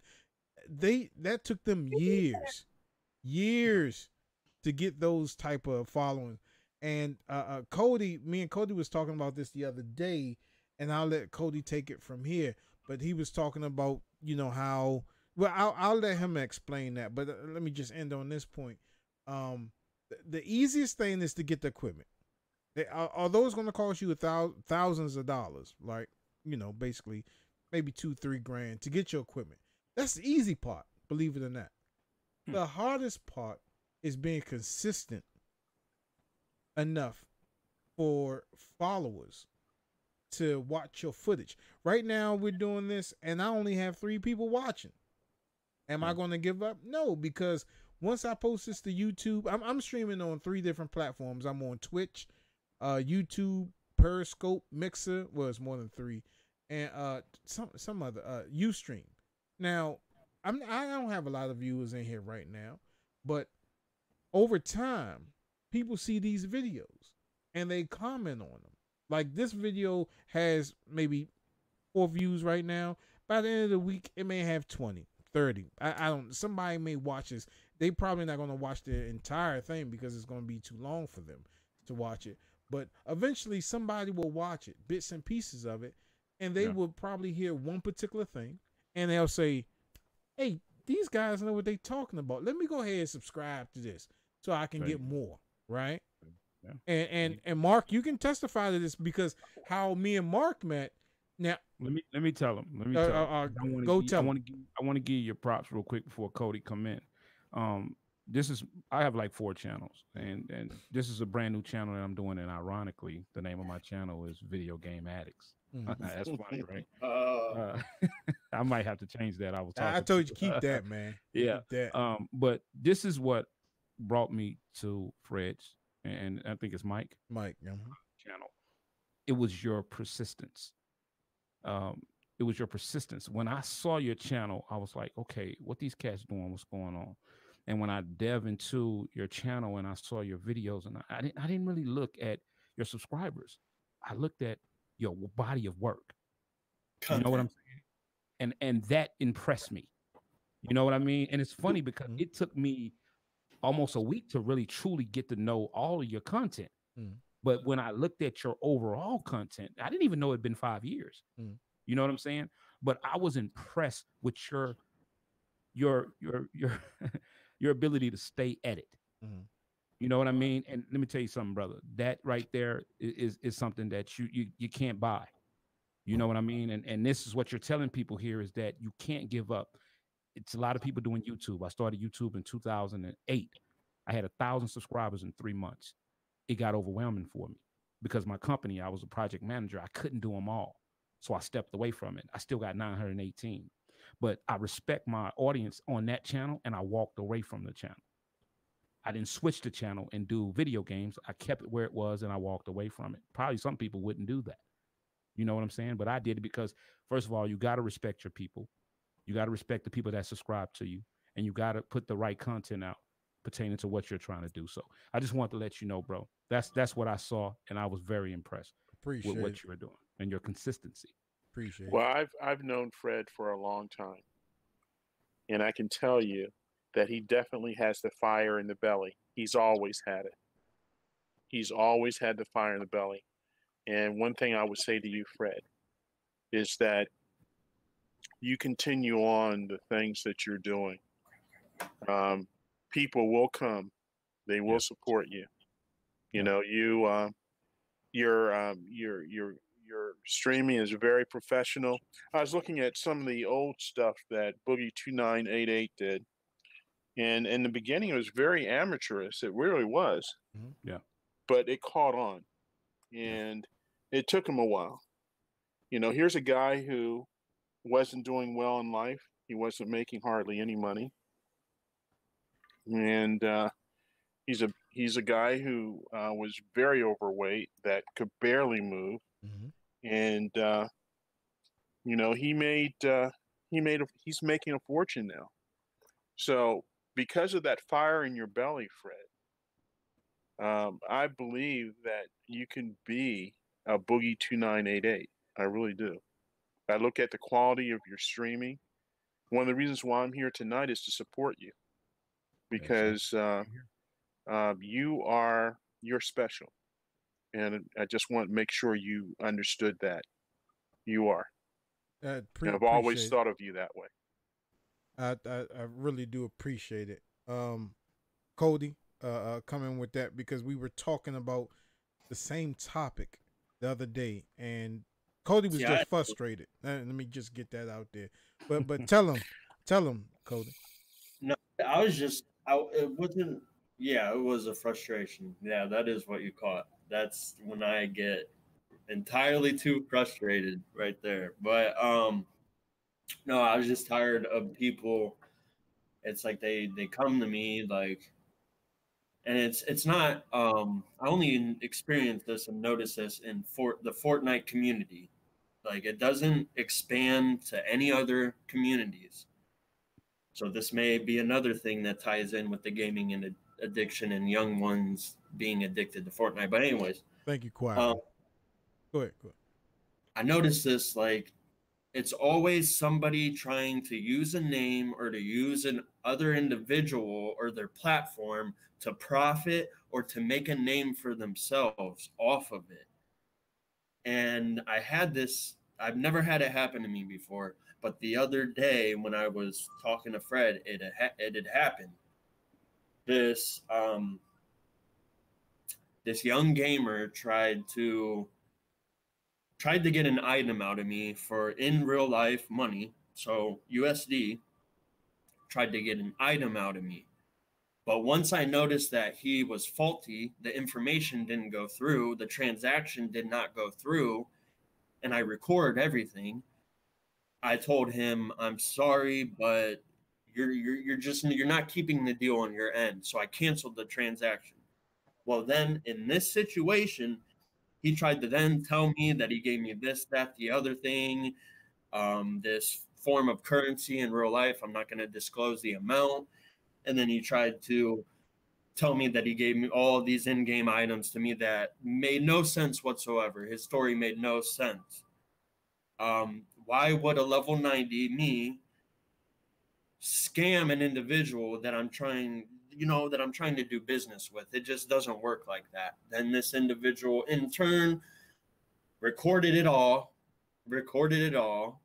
turned around, put it on YouTube, tagged me in it, and pretty much tried to what they call quote unquote flame. It's a kind of a derogatory term. It means to put on blast, try to pretty much expose me for something I didn't even do. So if that's where a lot of these young, that's where their mind is. They see somebody with a platform. I'm not just saying Fred, I'm not saying us, it could be anybody. They see somebody with a platform and they want that.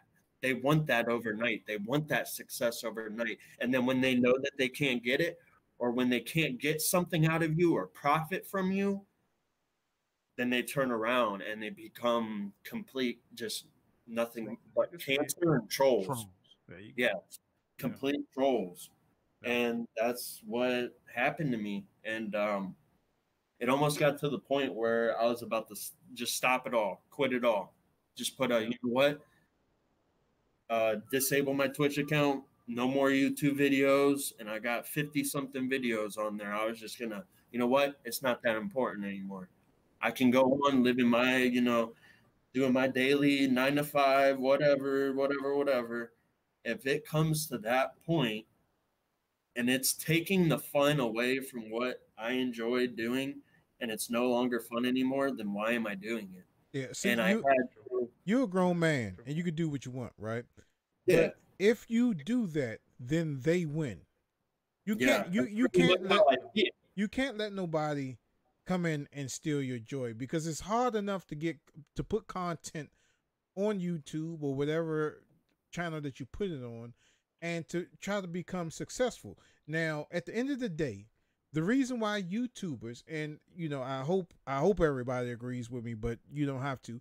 But at the end of the day, the reason why YouTubers put stuff on YouTube is to try to make a living off of it, and you can't make a living off of nothing. So that's where the donations and stuff come at, and that's where the all the accolades and the sponsors and the free trips and all that other stuff, just to make a name for yourself, to get you out there, to have that money to support your family, to support yourself. For that fact, we do this because we love doing this type of work. It's said that if you can find something, I forget how the saying go, but if you can find something that you could do for free to turn it into a business, then you're golden. Yeah, I know what you're talking. I know You'll that. never have to work another day in your life. There you go. Yeah, you knew John had that backlog. Yeah, that's a good saying though. So I always love that one. I guess this turns into the people giving up on being streamers, and people causing that. There are a lot of people out here that does a lot of stupid stuff. I remember I was just streaming a couple of weeks ago, and this guy came in, and I told Cody about this. The guy kept saying, "Are you gay? Are you gay?" I was just playing a video game, right? And I've never that. But I'm just playing the video game, and this guy comes out of nowhere, or this girl, I don't know who it was, but just kept going on saying, "Are you gay? Are you gay? Answer me, goddamn it! Answer me, goddamn!" And just kept going on. So I continued to play the game. I think I was playing On Rush. That's what I was doing. I was doing my review of On Rush, and I just ignored him, completely ignored him, and he just went away.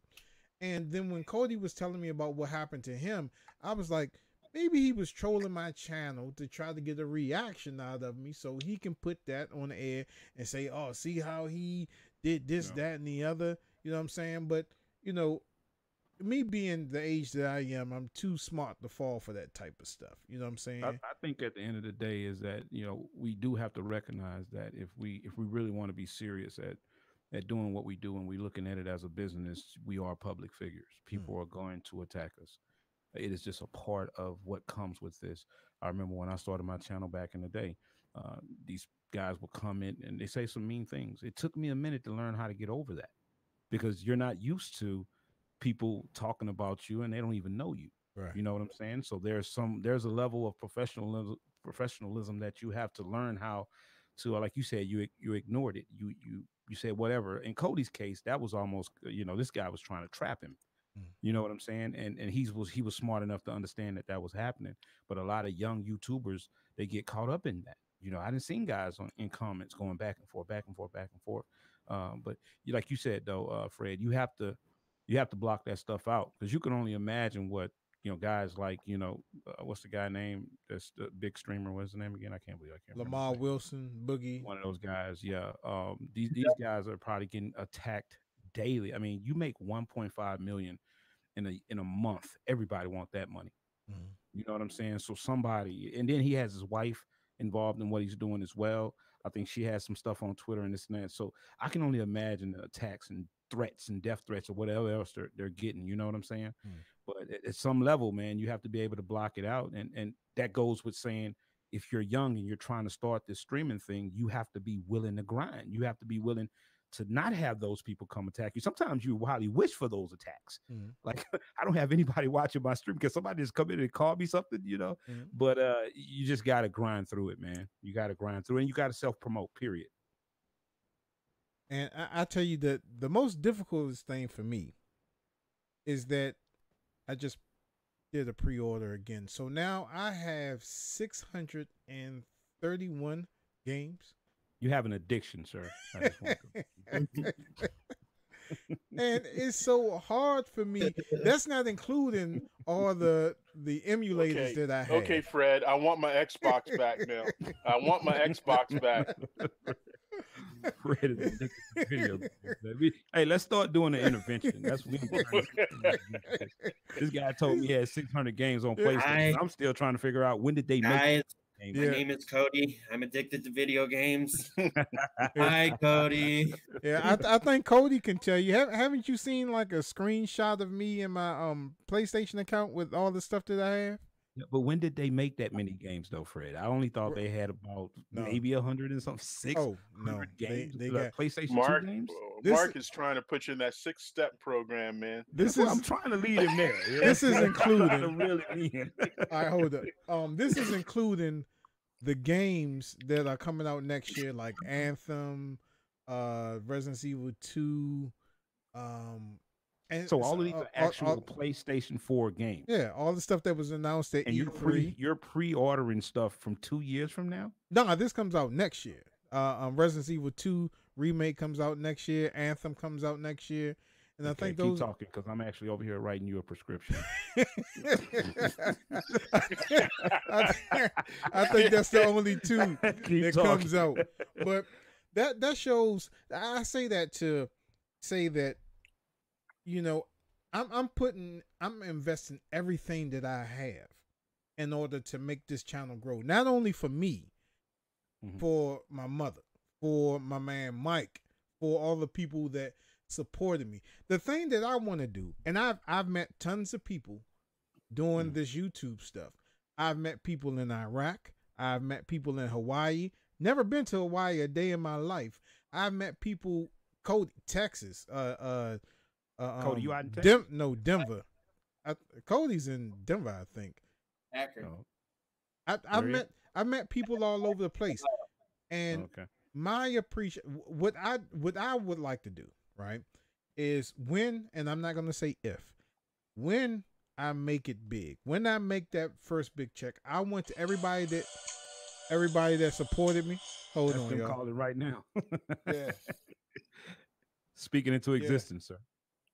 We're going to change Fred's name. I think we need to make him a little bit different. All right. We're going to call him Angry Fred. All right. We're gonna. The thing that I want to name is Angry Fred. I was thinking more pre-order Fred, but okay. Pre-order Fred would be okay too. This is my thing, right? So everybody that supported me and that in the channel with the Gamer Show and the Gamer Show live stream, what I want to do is I want to give back. I want to get that first $1 million check, and I want to give everybody a ticket to go to Hawaii. You know what I'm saying? Like all of my supporters. You know what I'm saying? Okay, here's a ticket. Let's go to Hawaii. Thank you for being there for me. Thank you for supporting me. Thank you for giving me that level. I have people like Quiet One that's in the chat right now. You know, my man Quest. You know, love him to death because, you know, when I was going through my stuff, I mean, Quest was there. I mean, newfound friends, you know what I'm saying? My man Cody. I mean, you, Mark. My man Mike. I mean, all these people that, Chimichunga as well. I mean, it's just so many people to name, you know what I'm saying? But my thing is that I love giving back. That's why the show, the stuff that I do, when I give away stuff and stuff like that, I give away stuff because I know that primarily there are kids that watch my show. There's more kids that watch the Gamer Show than anything else. But I know that these kids can't afford that next big game. So I do raffles and stuff like that and giveaways so I can give back. I mean, of course, you got to pay for shipping, and there may be a raffle charge, but that's only for me to get more games or more stuff that I can give away. But like when Cody lives in Ohio, and I said, okay, Cody, I'm gonna try to get out there because I wanna link up with him because I want to go to see the point. I said, Cody, when I come out there, I know you're trying to develop your channel. I'm gonna bring you a Elgato deck stream. You know what I'm saying? And that's on me. You don't have to pay for it. If I'm able to get out there, I got you an Elgato deck stream. You know what I'm saying? And that's just because people that support me, I love to give it back. You know what I'm saying? And that's one of the main reasons why I do this channel. And the reason why I have those games, it's not so many of those games, it's not so much of an addiction. It's okay, I do video game reviews. I want to try to stay on top because mostly the time when games come out, our reviews come out later because we don't have any supporters. We don't have anybody that says, okay, I'm going to give you this game so you can review it early. So I have to do that myself, to do the reserves, to, you know what I'm saying, convert all my stuff to digital because I let the people that's in the Gamer Show family, I let them try before they buy. So they can share play an hour worth of games. All the games that I have, they can share play that. You don't have the game, you come to the Gamer Show, share play that, get hours in. You can see if you want to buy the game. If there's an older game that I have on the list and you want to try it, hey, there you go. Try it. I mean, what is it? Dragon's Lair? I mean, just got so much stuff. And I love to give back. And that's one of the main reasons why I do why I do this, what I do. You know what I'm saying? Like I said again, you know, not trying to repeat myself, but to get me, my man Mike, and his family, us into a better situation so we don't have to work a 9 to 5. So I could just wake up in the middle of the day, get a bowl of cereal, and start editing my footage. You sure in the middle of the day, Fred? Yeah, because hey, Fred, I want to bounce something by you real quick. You know, I've been in many different diverse type businesses, and I was with one of the biggest people as far as the mortgage business in this area, you know, about 15, 20 years ago. And one thing that I learned from him is that people like stories. They love stories. If you look at all of the people who've made it big, just about every one of them have skits or stories or something that is entertaining along those lines. And you are, you know, there's no question in my mind, you're an entertainer. You've always been one. Yeah. You've always been an entertainer. And that might be something that you might want to tap into. Because, you know, people like Angry Joe and Boogie2988 and folks like that, they do video game reviews, but the most of what they do is storytelling and skits. Oh, I got a cartoon coming. I got a cartoon. And things of that nature. Yeah. That's what funny stuff, the things that make people laugh. I mean, there are a lot of people out there that are doing video game reviews. Yeah. But if you can mix it up with something that's interesting. When you did your thing with the DC police the other night, I thought that was brilliant. Because not that you can do that type of thing every time, right? But that will attract people to you because it's so different than anything else that's out there, you know? And then you just layer it with the other part of your show. Yeah. I think that people love stories, man. Just remember that. They love a story. Yeah, I like where John is going with this. I definitely do because I'm sorry, I didn't mean to cut you off, John. No problem. I just really had to chime in because, again, I think you're on the precipice of coming up with something very big. Are you 5 years or whatever? Yeah, that's fine. But I think you're right there at the gate. That's what attracted me.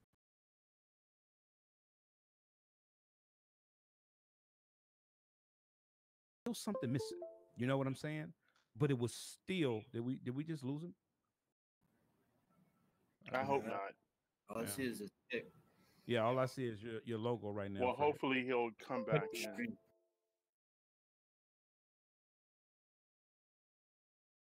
Can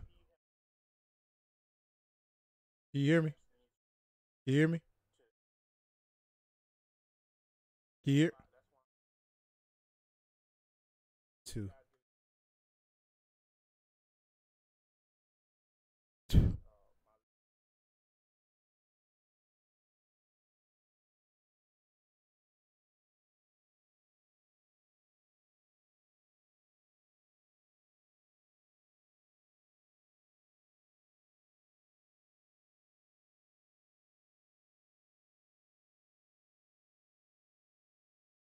Can y'all hear me?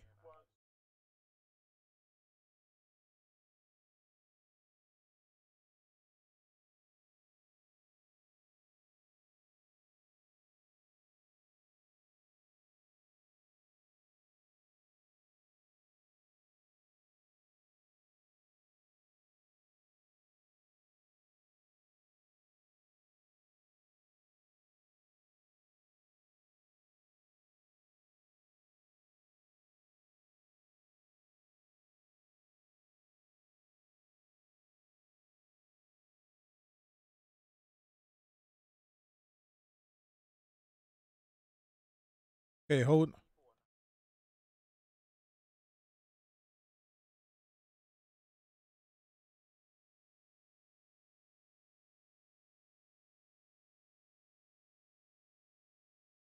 All right, hold on. Can y'all hear me? 2.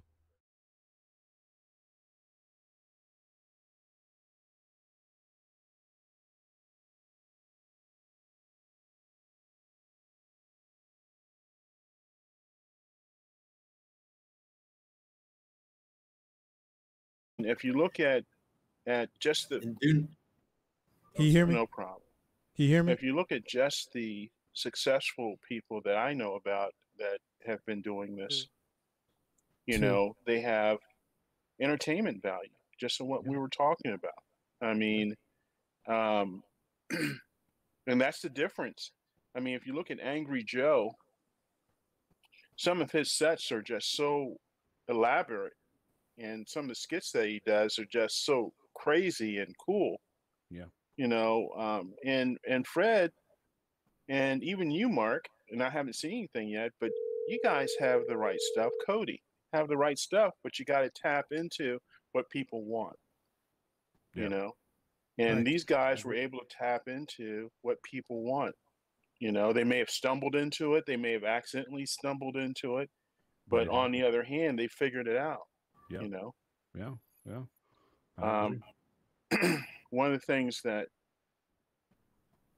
you know, they say a fool is a person that does the same thing over and over again and doesn't change. No, You that's know, and expect a different result. What is insanity. that? So you have to do something different. Would you say it, Cody? It's insanity. Insanity is an individual that You're does the absolutely right, same Cody. thing over and over and over and over again, but expects a different result. All right, Yeah. can you hear me?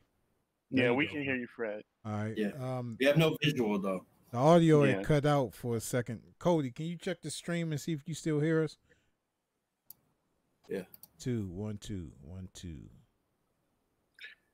1, 2. We don't see you, Fred. Yeah, it's still there. Yeah, we can't see you in the Google deal, but I can see you on the stream though. All right. All right. Are you still recording? Yeah, I'm still recording. Okay. I mean, I guess if you're still recording, I don't need to see you. Yeah, it doesn't really matter. Yeah, because I see you. I'm looking at the stream now. I don't have the volume up, but I can actually see you. So, and I guess it is starting to get around that time because I don't want my food to get cold. I'm starving. But so what are we eating, Mark? You didn't tell me what we're eating. For dinner, Mark. Something that's funny about my wife. She doesn't even like me to ask what she's cooking because she feels like if she's gonna cook something, I'm gonna eat it. So I don't ask those type of questions, John. I just go downstairs and I get the plate put in front of me and I eat whatever the hell I do. Because brother, can't go wrong with that. No problem. I'm 25 years in with my wife. I don't want any problems. Yes, sir. I got you, man. High school, man. So you know, we got 2 girls in college, and the other ones are grown. So we're good. You know, it's just me and her. And now I have this all of this time to do what I love to do. Yeah, that's fantastic. That's why I'm doing this now, and that's why I let it go in 2008 because I felt like I was going to do my subscribers a disjustice because I didn't have the time. Now I do. So I'm for to have fun with this thing. Trust and believe. Absolutely. All right. Man, this was a great conversation. I'm sorry to the viewers, but some of it, I don't know what happened. OBS just conked out, so you may have lost like 5 minutes of us talking, but we chopped it up real nice. I wish I would have just recorded it inside OBS so I can just upload it, but I didn't. So you don't have this footage to no, it's all on YouTube. It's just that some of it conked out. I don't know why. I mean, OBS just be tripping sometimes. Hey, Fred, yeah. I love your glasses that you change up on all the time, man. Don't think that it goes by without us noticing that you're changing up glasses every time you come on the stream. No, and the Isaac Hayes, whatever that is. You do kind of look like Isaac Hayes. You might have to shave your head again. But I like that, bro. My old job, man. See, I have problems with fluorescent light, so all of my glasses have tin in them, right? And I just don't get regular glasses. Like I want you to know that I paid for my glasses. So like these are gazelles right here. I got the MC Hammer joints with the little turtle shell right here. And I used to I got so many pair of glasses. I'm like Fred Sanford, right? So every day I went to work, I always switched up my pair of glasses. And my boss would say, you need to take off your sunshades. I'm like, what sunshade? I don't wear sunshade. These are my glasses. These are prescription glasses, bro. Yeah, but, I like to play on the glasses, though. I did notice that in the videos. I can't wait to meet your boy Mike, too, man. I know you said he works a lot. Yeah. He's always busy, but it would be cool to get him on some of these streams or whatever. And well, you guys do a great job with your graphics and the backgrounds. And, I would just encourage you to, just like I said, encourage you to know that people are looking for entertainment more than anything else. Well, that cartoon that we got coming up, I'm telling y'all look out for this cartoon. Hopefully we'll have it at least one episode before the end of the year. But it's very, very controversial. It has all my weird ideas in here. It has Mike ideas. It's just like it's a couple of people behind the scenes that produces the cartoon, and we just go balls to the walls. It's like nothing's off topic, and I know that y'all will be very, very entertained with this cartoon. I can't let the cat out the bag yet, but it will be coming. Come on, Fred. Can't you just tell us? It's just the four of us here. Tell us, man. Hey, Fred, come on, man. Don't forget about your boy. You know I do some voice acting. Yeah. So if you need some voices, I can do some of that. So me and you talked about the cartoon thing. I think it's a great idea. So that's cool, man. So we gonna definitely bring you some of that before the end of the year. Hopefully, get that one episode out there. Now you done whet my appetite. You're not gonna tell me. Come on, man. I gotta keep you in suspense, man. But I'm telling you, man, it is very, very controversial, and it's only for adults that have a sense of humor. That's what it's not meant for kids. Even though the way that it looks, that's the only clue that I can give you, or the detail that I can give you. It's not for kids. It's for adults. So I mean, it ain't no nudity. Well, I ain't gonna say that. What we need to do? It's gonna be some stuff. No nudity. Wait, I ain't gonna say that. Hey, check it out. What we need to do is we need to do this thing without it being on record, so we could talk about it. You know what I'm saying? Because it's gonna be Fredis and Rickhead. on that note, I'm gonna go eat because I'm gonna go eat whatever it is. I don't even know what the hell it is, but I'm gonna go do that, man. I really enjoyed this though, fellas. I would like to chop it up with y'all, man. I would like to make this somewhat of maybe a weekly thing. I think so. Weekly panel or something like that, where we just get on here and chop it up about something. Quest, please get a camera so you can hook it up. I do have one, but see, I didn't have it hooked up. I took it down. I have one. Okay. Okay. So let's chop it up, man, and we can do this once a week, man. I don't have a problem with it. That'd be awesome. Yeah, I'm down. Yeah. So, all right, and then I'm looking at three very successful young men right in front of me. Appreciate that, Quest.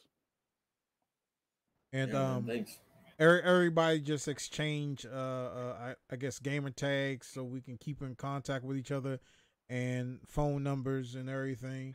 We can do that through through the PlayStation Google interface, right? Or through PlayStation. Yeah. Send me your information through PlayStation. I'll send it to Quest, and I'll send it to Cody. And then I'm just gonna email it to you, and then we can just all get in some type of email chain, right? yeah. Yeah. Matter of fact, you know what? I'll do a group. I'll do a group text. Once I get off here, I'll do a group text so everybody have everybody's information. That's cool, and then that way we could all kind of powwow in the middle of the week about what subjects we're going to talk about. Okay. And come in and get it done, because Yeah. this was awesome. Turn This this was very into a informative. talk show or- Mark and Cody, it's really been a pleasure meeting you both. Same here, brother. And you guys take care of yourselves. All right, y'all as well, man. And I'm gonna go Nope. grab this mystery dinner. And, Don't want to make wifey upset. I hope it's mystery good and not mystery bad. well, you know what? It's Friday. It's Friday. I'm not allowed to eat fried food, so she might have me 3 little chicken wings out there. So Oh, okay. I'm hoping, but most likely it's gonna be baked. So, alrighty. It's all good, man. It was nice meeting you guys, Fred. I enjoyed it, brother. I appreciate you taking this and doing exactly what me and you talked about, making this thing happen. So great. I like the way you're quick to jump on things. I'm the same way. Yeah. So I think we got a. He called me earlier this there. week. We got in contact earlier this week. I think it was Monday, Tuesday, Monday. It may have been Monday or Tuesday. Yeah. I said let's do it. Let's do a live episode Friday. That was done. That was Monday. And here we go. We're done. So I kind of had that feeling you were going to be that type of guy, because I'm a type of guy like that. I like to get stuff done. Don't talk about it. I'm more show than tell. Mm-hmm. So I enjoyed every minute of it, man. I look forward to talking to you later, and definitely look forward to the show next Friday. All right. Thank y'all for joining. Sign off, Quest. Before everybody go, just tell them where to reach you at on your channel. All right. As far as being able to reach me, can reach Quest MBL is the key. It's Quest MBL as far as Comcast, Quest MBL as far as Gmail, Quest MBL on Xbox, but there's a space. No, there's a space. No, nothing in between Quest and MBL. It's just a space. And it's Quest MBL on PlayStation, and it's Quest space again MBL on Steam. So it's very easy to find me. Mark. Yeah, you can find me at elbowMedia Studios on YouTube. If you just search that, you will find a lot of my content. I also have another channel called The Mark Marcus Show, where we're doing more topics about kind of serious issues, kind of like what we talked about tonight, actually. You also could find me on Instagram at elbowMedia_games, also at Marcus Elbow. And yeah, you're going to see a lot of me. And so, yeah, if you can't contact me, you can always email me at elbowmedia@gmail.com. And I will return your email, and we could chop it up. All right. I think we lost Cody. Yeah, I think Cody's there. Hey, I'm still here. Okay. That's my phone. All right, Cody, tell them where they can find you at. Just the TheRealYDOC. Twitch.tv/TheRealYDOC, YouTube.com, search TheRealYDOC, SoundCloud.com, TheRealYDOC, Instagram, TheRealYDOC. Man, Twitter. I don't really use Twitter though, but I'm on there. So it's the real YDOC? Yeah, the real, like TheRealYDOC, because my name is Cody, so it's just Cody backwards. Okay, got it. All right. I'll put it in a group chat. I'm actually searching for it right now. I'll put it in a group chat so everybody will have it. Quest, you gotta. I don't think I have your cell number. You have to give me your cell. I'll give it to you right now. Now, everybody except these 4 guys, do not take down my cell phone number, because I'll kill you. Let me end the stream and you can give it to me. All right, we'll see y'all next week back with another topic, man. Thanks for watching, and y'all take care. All right. Hey, Cody, I'm subscribing right now, brother. All right, man. Cool.